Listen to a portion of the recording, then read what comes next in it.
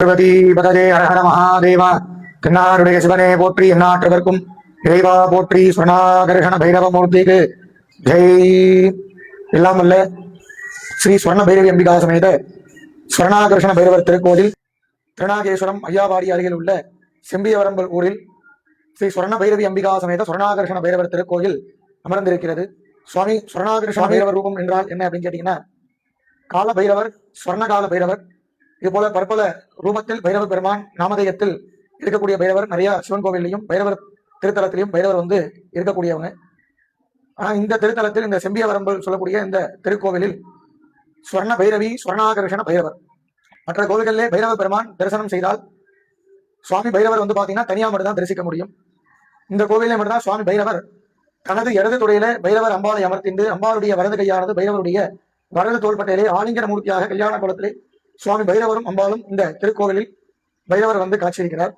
மற்ற வேற எந்த கோவில்களிலே பைரவர் தரிசனம் செய்தாலும் பைரவ பெருமான் உக்ரமூர்த்தி அப்படின்னு சொல்லக்கூடிய கோபத்தோட மட்டும்தான் தரிசிக்க முடியும்.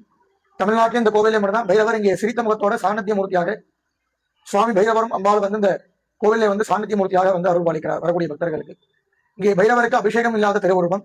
ஏன்னா இந்த பைரவரானது சுயம்பு மூர்த்திங்கிறதால அஷ்டமி என்று இங்கே பைரவருக்கு புனுகு, சாம்பிராணி தைலம், அரகஜா, ஜவ்வாது இந்த 4 மட்டும் தான் பைரவருக்கு ஃபுல்லா சாத்தும். அதே மாதிரி இங்கே பைரவர் பேர் ஸ்வர்ணாகர்ஷண பைரவர்.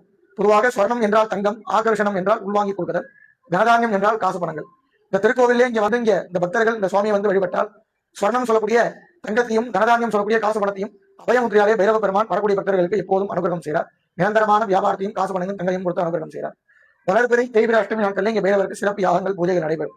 பொதுவாக பைரவ பெருமான் அப்படின்னு பாத்தீங்கன்னா தேய்பிர அஷ்டமி நாட்களில் மட்டும்தான் பைரவருக்கு யாக பூஜைகள் நடைபெறும். இந்த ஆலயத்தில் மட்டுமே வளர்பிறை அஷ்டமி நாளிலையும் பைரவருக்கு யாகங்கள், பூஜைகள் நடைபெறும். இங்கே இந்த கோவிலே இந்த யாகத்திற்கு பேரு, அஷ்டமி நாட்களிலே யாகம் பண்ணக்கூடிய அந்த யாகத்திற்கு பேரு தனாகர்ஷண யாகம் அப்படின்னு பெயர். தனம் என்றால் காசு பணங்கள், ஆகர்ஷணம் என்றால் உள்வாங்கி கொடுக்குதல். அப்படி இந்த அஷ்டமி நாட்களிலே இந்த கோவிலே இந்த பைரவருக்கு இந்த யாகத்தில் கலந்து கொண்டால், இந்த தனாகர்ஷண ஹோமத்தில் கலந்து கொண்டு வருகின்ற பக்தர்களுக்கு பைரவ பெருமான் நிரந்தரமான வியாபாரத்தையும் காசு பணங்களையும் உத்தியோகத்தையும் கொடுத்து அனுகிரகம் செய்கிறார்.